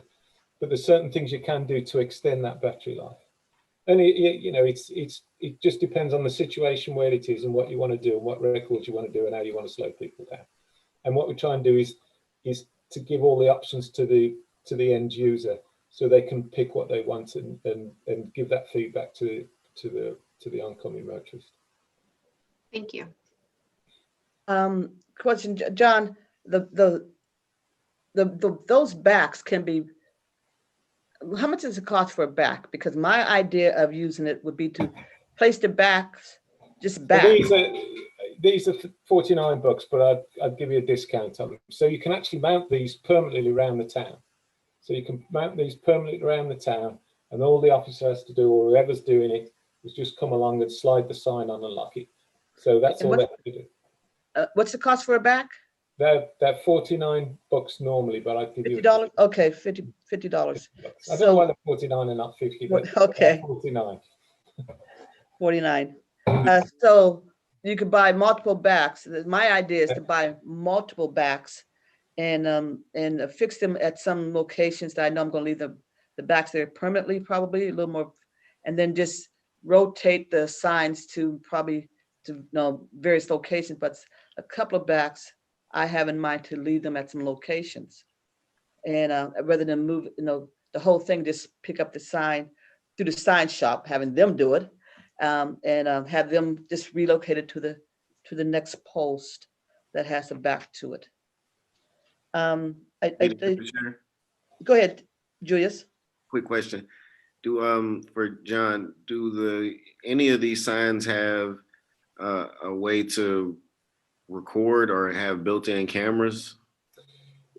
There is a company that has a built-in camera, but it doesn't work. And I know that because I used to sell it, and I used to run it down completely because it's like a cell phone camera. What it does is it will take a picture of a speeding vehicle, but that vehicle, you might get the vehicle. You won't take the number plate though. So you might get the vehicle, you might not. Now we do a camera. We have got a camera that will take the number plate. It doesn't take the motorist because of the privacy laws. It will take a number plate, but it has to be permanently mounted because the power drawer, it has to be AC. We are working on a portable one, but it doesn't have the backup system. You see, most camera systems that you see that will take you, like the red light system, also has a backup system to it. So it will automatically tell you who is the driver of that sign because it's linked to another system. Ours doesn't do that. Now it will give you a template. It will give you the number plate, and you can look at the number plate, and then it would be an officer and it will give you the speed of the vehicle and the time of the day and what he was doing and the speed limit to the road. It will give you all the information that you need. But it would be somebody to look at that and say, okay, yes, somebody was speeding at that particular time. And then they would have to go into the system to look up that number plate to see who it was. So we don't do the backup system. But there's no, it's the backup system that everybody's looking for really, rather than just taking the number plate. But I have got a sign, I could pull it out, could put it in your road, it would take the number plate of the vehicle. In fact, we've got one on trial in Montreal at the moment, and there's a young lady, and you can actually go in the system and put the number plate in. It'll tell you how many times they've been speeding. And I think she's up to about 65 times now, 66 times I think she speeds. That was exactly my point, John. So we might not be able to, do what we used to do as far as, sending people out a ticket in the mail or anything with it, but at least our police department would be able to know this particular person is the person that's always speeding on this street. Yeah. You know what I mean? So maybe send out a warning letter or something like that. Like we know it's you. Yeah, the ordinance has to be changed a little bit, and we are working on taking all. We've got 3 cameras at the moment, and we're looking to take that down and then try and make it portable. What I mean by portable is the solar type sign, because it's the power draw of the illuminator, because it will take pictures at night. So that's where the power draw is, and obviously the camera's on 24/7. It has to be to pick up a vehicle that's going by. It's like the radar speed display sign. The radar's on all the while. Even though the lights aren't flashing, the radar's alive all the while, really. I mean, in England, there's a camera for every 6 people. So no matter where you go, you're going to get your number plate taken if you're speeding. And they make billions every year. And there are townships, I think Georgia now are looking at it, and they're actually putting them in outside school zones.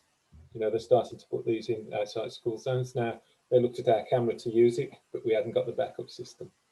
Because our camera is mainly for homeowners associations and private communities. That's what and they use it, and we sell a lot, and they actually make enough money to buy more cameras there because it's a closed-in community that can do what they like. Thank you, John.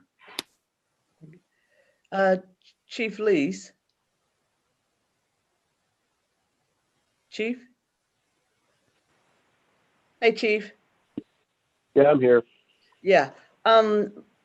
Beneficial, some signs like this? I think anytime that somebody has to be faced with seeing what their speed is and understand it's being, shown or broadcast like that, it gives them, a second thought. So I agree with you that anytime we put the devices up somewhere, we tend to impact the speed for a certain amount of time. Yeah. Okay. Chief, if you just don't mind me just saying what you can do with our system when it's on the cloud. Is it okay? I should say through the chair. I do apologize. Go ahead. What you can do with our system is you can have 3 levels of people on it. So you can have administrator, you can have somebody who can do everything with the sign, and you can have reports only. So if a sign's in a certain area, you can log on to, if they give you a username and password, you can log on to that sign and you can look at the data yourself. You don't have to have it sent to you. And it will send you the data every week if you wanted to. Also, you don't even have to do that. It'll also send you the email. What you can also do from our interactive map that's on the system is you can actually look at the sign and click on the sign, and it will actually tell you what's happened in the last 30 minutes, how many vehicles have passed by, the number of vehicles, the speed of the vehicles. And you can also click on that and you can do the reports from that. So you don't even have to go out and pick a particular sign. You can look at where it is, you can click on it and do the report immediately from the interactive map.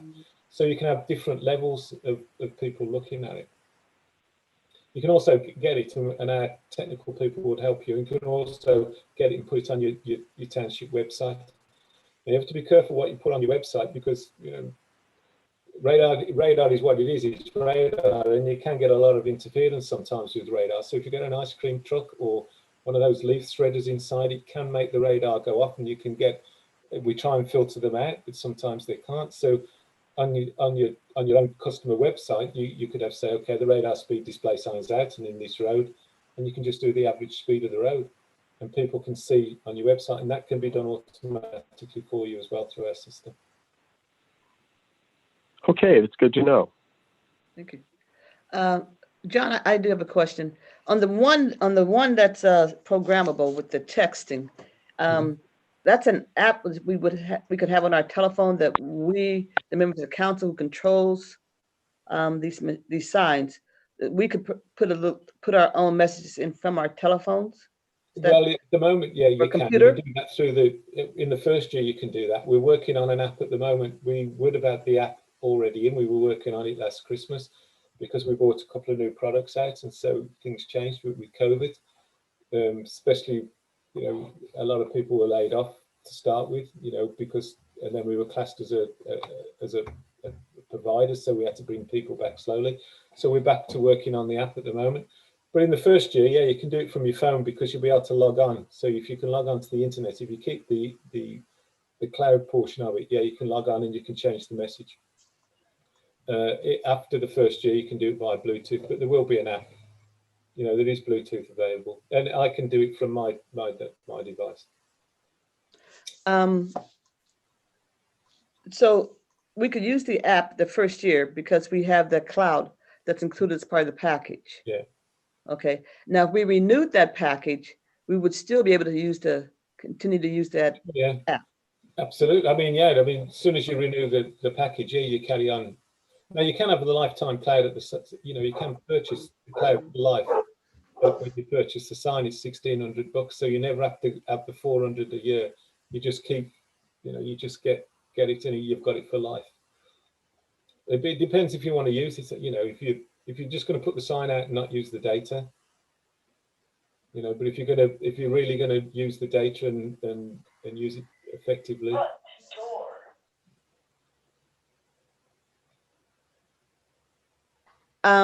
I apologize. And that's $400 a year after the first year. Yeah. For the cloud. Yeah. Okay. Are there any other questions before we cut John loose? Jimmy? I'm thinking that all we're doing is just a displaying for the public as a motivator to slow down, correct? I mean, I don't get the cloud thing, and I don't get the necessity for us to pay extra for it, you know, at least in my thinking. That would be up to each individual council person if they want to get that. I mean, if we were to go with these things, and like I said, I'm interested, then and I would be looking to have that renewed annually after the first year because I'm that kind of a nerd, and I admit it. And I like the idea of being able to reprogram it from my home and to look at these things from my home. But that's, you know, because I'm a geek. Thank you. I shouldn't say this, but if you say you got 4 signs, okay, I haven't said this. I know we're on YouTube, but I haven't said this. But 4 signs. You don't. If you're only going to record data at certain points, you don't have to have all the signs on the cloud. You could just have the 1 or 2 signs on the cloud that you're going to. You will find that you'll love the cloud and you'll have all your signs on the cloud. But what you can do is say, okay, I want to record the data and get the data from this particular street. So you can allocate that sign to that particular street and record the data from it from that particular street. And your other ones are just giving the feedback to the oncoming motorists. But I know that, you know, from the take up we get, it's nearly an 80% take up in the second years, you know, and oncoming years of the cloud, because if you've got X amount of signs and you're trying to manage those signs, especially if you're getting the data from them, it's difficult to manage that many signs, and it's costly. because if you're doing Bluetooth to other companies and you have to go out via Bluetooth to get the information from the sign, what you have to do is go out, drive it to the sign, download the information onto a dedicated laptop maybe, then come back in the office, and if everybody else wants to see it, then you have to put that onto the server so people can see it from your server. Or to go out and travel around all those signs, obviously it'll take you X amount of time. Well, it is uploading the data every 5 minutes for you, so it's in the cloud. All you have to do is sit at your desk and allocate and log on to the cloud, and you've got all the information and everything you want. You haven't got to go out to the sign to get it.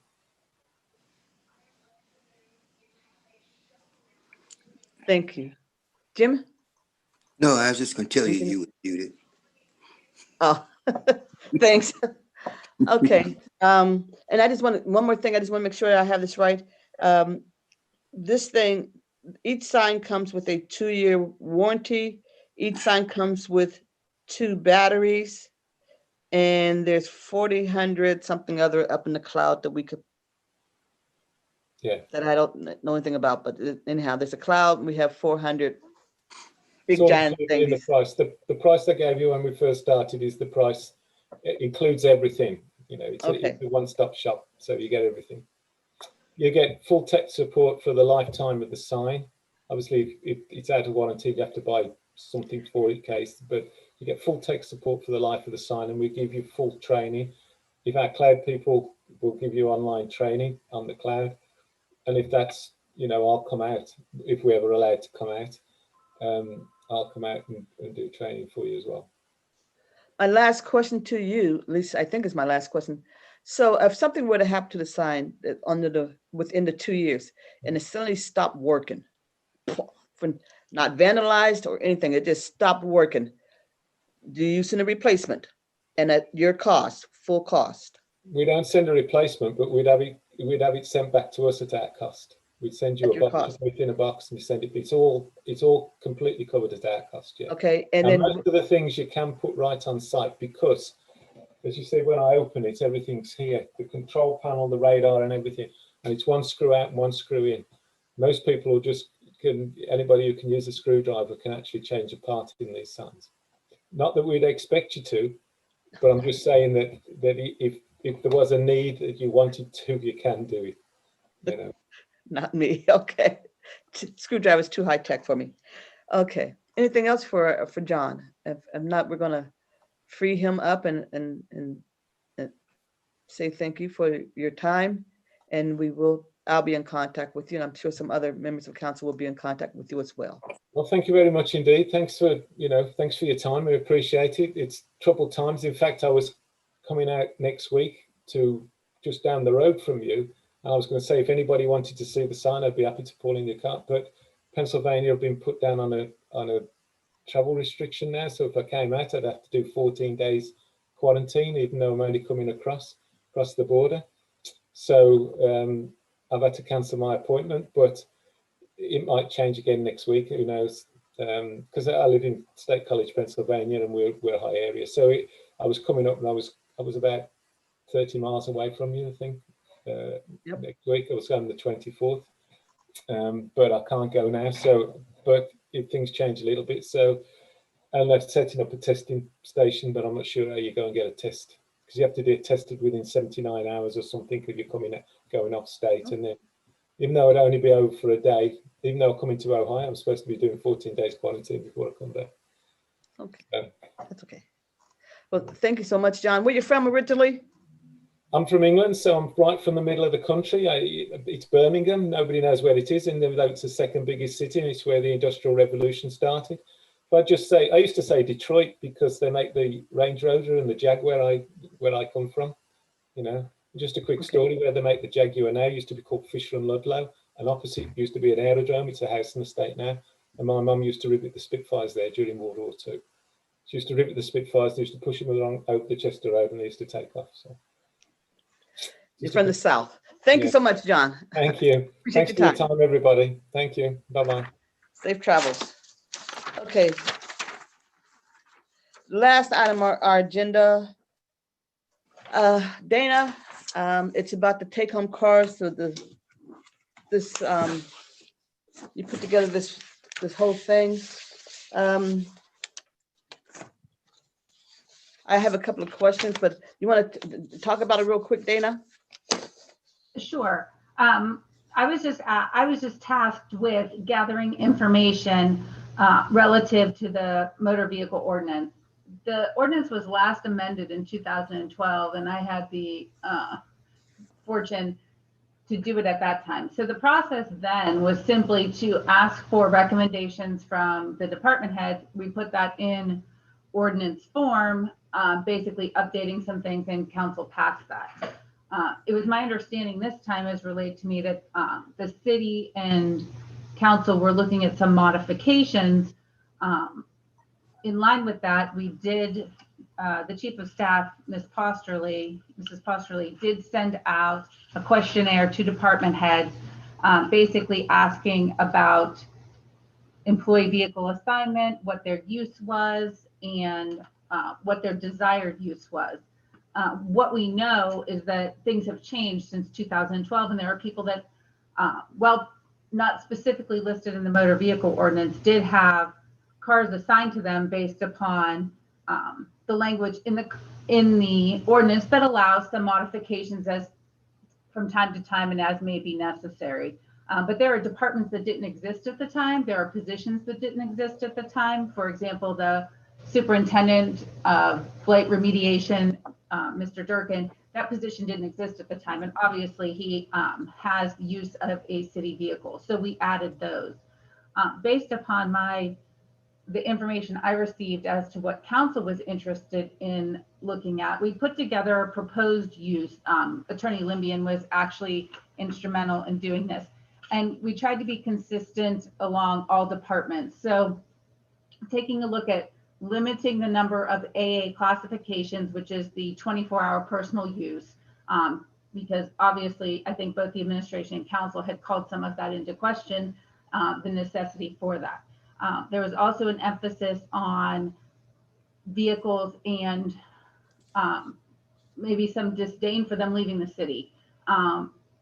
So we did look at that, and we applied citywide through all departments a proposal that basically people would, if you were a non-resident, would have a B classification, which is a specific vehicle assigned for your use, but that vehicle remained at the city. It did not go home with you if you were a non-resident, unless and for those times that you are specifically on call. So what we have seen throughout the city is that there are weeks that certain people aren't called. So the week they were on call, they would take them home. But in those same classifications, if they were a resident, it would be an A classification where they are assigned the take-home vehicle, not the AA personal use, but the take-home vehicle.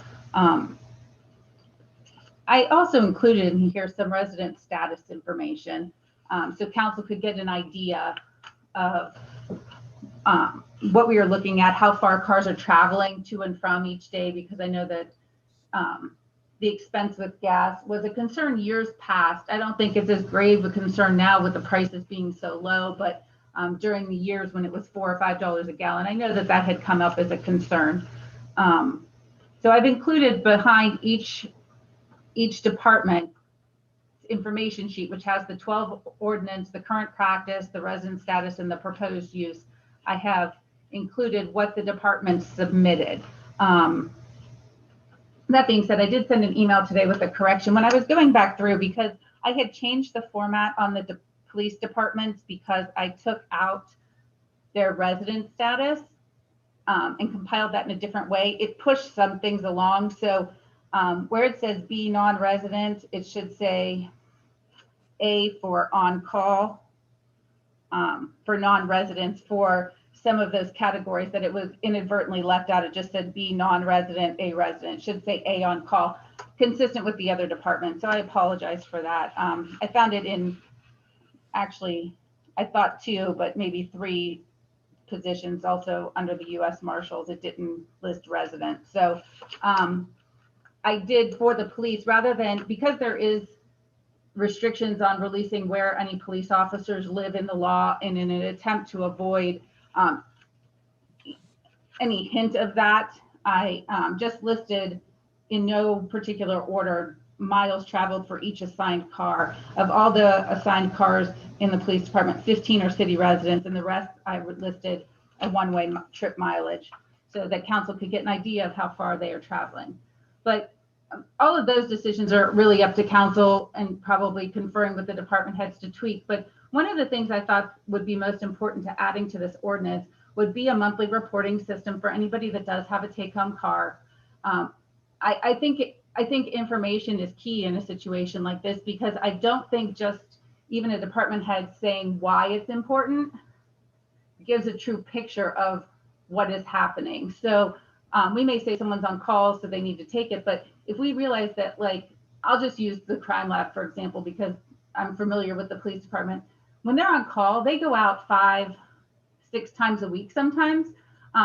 So I think it's probably always important that they have maybe a take-home vehicle. But in order for us to really get a picture of that, I think that each department should be responsible for gathering a report, one that we would probably create standard that indicates the information for on call. So when a person is on call, the week that they are on call, what they were called out for, what their response time was for that call. So we get an idea of how that response time is enhanced maybe by having the take-home car versus if they didn't, if it would be more feasible for the city to pay some sort of mileage in an agreement rather than having a take-home car because they aren't called out that much. And most importantly, so we can look at the wear and tear on vehicles and we can make better purchasing decisions. And I think that that would be a really important factor in looking at changing the ordinance. Okay. Any questions for Dana so far? Dana, I think the reporting system, I want to work with you, talk to you on the phone and work that out about the reporting system. The other thing is, though, I don't know how to put it diplomatically. The previous one that set limitations is in place and may have some flaws, but the problem is that it's being disregarded. Or am I mistaken? Is it poorly written? Was the previous one poorly written, or just the previous one is being ignored? Are you talking about current use versus what was in place in 2012? Yes, the 2012 one. Is it being ignored, or is it just that it's badly written? Well, 2012 listed categories, included it, but it also says in the ordinance that all assignments of city-owned vehicles are made upon the recommendation of the department head to the mayor, who will assign cars according to the rules and regulations outlined in this chapter. But it also gave some discretion in the way that it's worded, that we don't have to live by the letter of the law. Otherwise, right, there would be times when people can't. So I think it's important to have some of that in there that allows the mayor allows the department head with the mayor's consent to do something. And then it's probably incumbent upon us in the administration to annually review this. And that's what part of what the reporting system is. This hasn't been done since 12. And obviously that's a long time, but it has always gone that way because there was that discretionary language in the ordinance. I think as to why some of that has changed has to specifically be addressed to the department, because I can't speak to why one department would then give somebody a car that they didn't have. But, you know, I noticed a couple of those in like the water department, the police department. I think wastewater has stayed consistent. There may be an additional person. I think Aaron's changed a couple times throughout this process, and now it's completely consistent with in the health department. I think at one point she didn't even have a car. The street department has changed. They have more individuals on call than they had back then. So staffing has changed.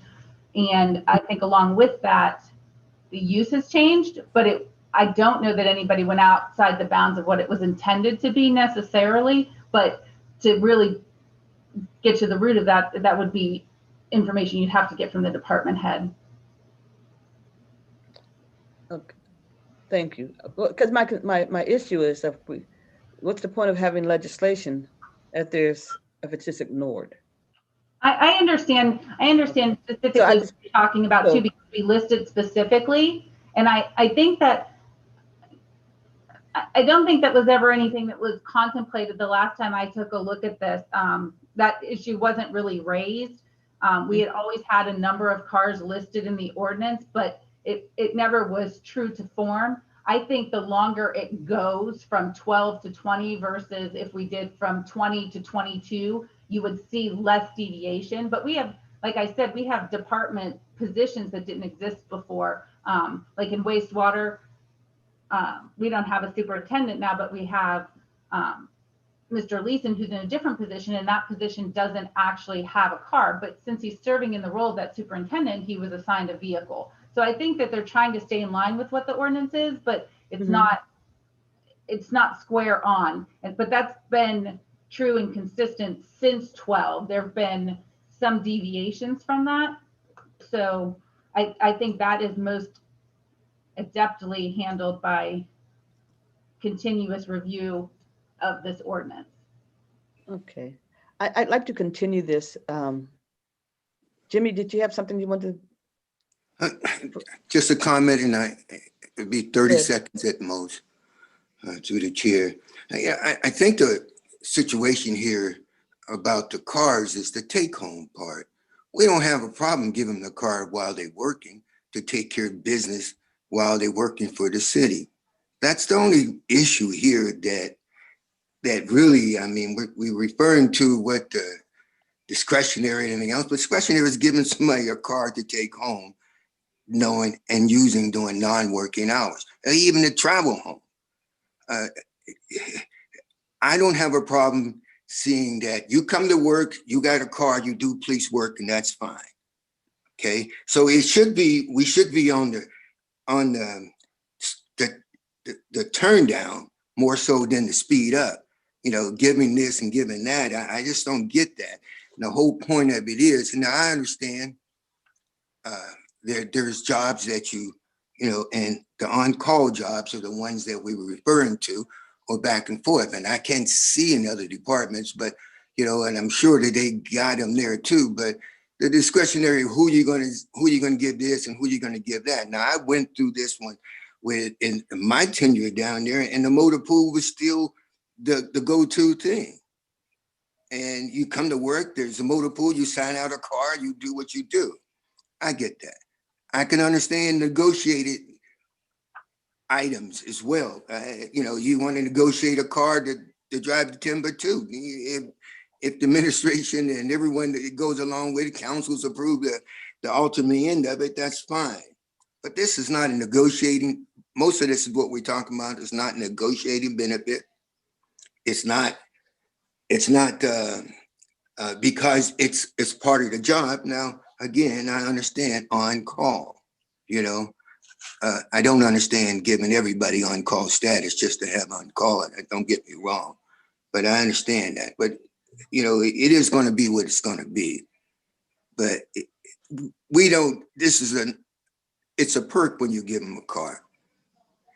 That's the 90% of it. You know, if you're taking a car home, that's a perk, and if it's part of the job system of public service, okay, that's fine.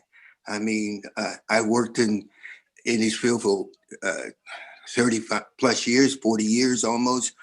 And I know what I had to go through to get a car. Don't get me wrong. I had a car, but I know in many years I couldn't get a car. I couldn't take home a car, and I'm not going to get into that. But the point still being is that it's still listed as a perk. And maybe we should let that go to negotiating, you know, for anybody that takes a car. If there's a union involved or whatever the negotiation process is, you know, and keep it there. And if it's not negotiating the perk, we shouldn't be trying to give it out. Councilman, if I may, through the chair. Go ahead, Dana. Councilman, I think that you are right. There are the only negotiated cars are the turn supervisors in the police department. No other car is negotiated or required by union, and that is only for turn supervisors who live in the city. So there are 16 turn supervisors. However, I think there are only 4, I'd have to double check, that live in the city. presently 2 city residents or 4. It was unclear, but regardless, those are the only ones negotiated by union. A lot of these cars that we're talking about are management. So that is something that's clearly within the purview of the administration and council to determine, as are the rest of, there aren't as many union vehicles, vehicles assigned to union as there are assigned to management. I don't purport to comment on the nature of the perks or the on-call status. I think that was part of the reason we're looking at having a reporting system so that we can mete out what is a necessary on-call status for a vehicle and what is not. Because if you're on call, so you take a car home 365 days a year, but you only get called out once, I don't really think that council or the administration would look at that and say that's it's necessary for that person to take that car home. I'm just without that information at this point to make an informed decision as to that. And I don't purport to know what would be necessary. That's why we did ask for department head input, but I think it would also be really good for council to have, and the administration too, to have that information in writing that we can compile every year. And we can say, look, this person was on call 365 days last year or 2,080 hours, but they only got called out once. I don't think they need a car or on-call status or whatever the case may be. That my suggestion was based on giving council the most informed decision-making tools in amending the ordinance. And when we did the proposals, Attorney Limian had indicated that council, and I had heard from one safety committee meeting, that you're really looking at cars staying in the city. So that's how we tried to tailor this without making drastic changes that affect how things work right now without the information. But this is, like I said, this is completely really up to council because it's an ordinance. So this was the administration's input as to that. But this was just a draft. That's why it wasn't put in legislative form, because I think council will probably want to talk to department heads, maybe specifically about where it is and why it is that certain people or certain positions have cars. I really think we have to take the people out of it and really look at the position and the specifics of those to avoid what you were talking about. Okay, I think it's what you sent us. It's an interesting start, something we can work upon. We do need to talk to the department heads so we can continue this. I mean, from all the departments, because one thing about being on call, I don't know about all the contracts, but when you're on call, don't you get on-call pay? Well, it's interesting because typically, yes. Okay, so if they're not getting paid, then they're not on call. Correct, but some people get paid every week of the year. Some people don't get paid for on-call status. They just get paid when they're called out. It's kind of, I don't want to say hodgepodge. There's a method to the madness in different contracts, and as it relates to management, they don't have a contract, so they don't get paid to be on call. Like when I was a prosecutor, I never got paid to be on call. I just basically was on call 24/7. If I was going to be out of town, I'd have one of the assistants cover for me in case there was a warrant. Now, it was once a month maybe, or a few phone calls with questions in the middle of the night. I obviously didn't have a car, but I didn't get paid for that. And I think that may be true with management. None that I know get paid a stipend for being on call, but I don't want to speak out of turn because I didn't specifically look at that. I'll be in touch with you because I'd like to look at something like that, because I for the unions, I would imagine that some of these things have been negotiated. If they're on call, they get some sort of stipend, and even if they never get called out, and it's rotated so that everybody gets a shot at it. And but we need to help us to gauge things. Take a look at their on-call paychecks and see if they're on call when they're having that car 365 days a year, but they may only be on call 5 times a year. Yes, ma'am. Yes, thank you. Mm-hmm. We'll be continuing this conversation, correct? Jim, you want to continue this conversation with our law department and work some of these things out? Basha? I'm good. We can work it out, but you know, I don't really have a good track record working out something with the law department. They just refer to the department heads. They like it, they okay with it, you know, so. I do have a thing, which is if we could see continuous abuse of this, what's the remedy? To Attorney Lance, what's the remedy if we see the abuse of this? You know, most things that we pass an ordinance, there's a penalty side to it. Is there anything here?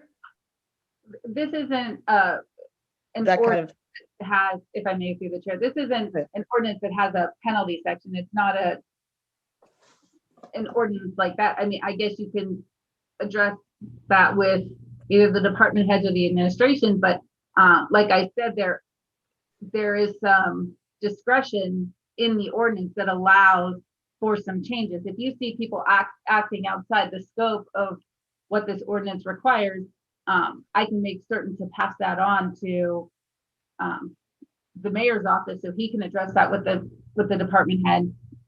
okay. All right, we'll continue. Go ahead. I hear someone chiming in. Jim or? It wasn't me. Nope. Anybody else? We'll continue this discussion with our law department with, is it Jeff, Dana, that we should be talking to? Yes, ma'am. Okay, with Attorney Limbian? Gather anything, please don't hesitate to ask.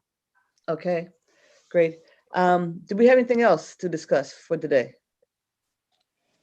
Okay, I want to thank everyone for participating and bearing with us. We're 5 minutes over time. So I'll take a motion to adjourn. So moved. Second. We are adjourned at 5:05 p.m. Thank you all. Ricky can take us off line. Thank you. Oh, hey, Anita. Yes.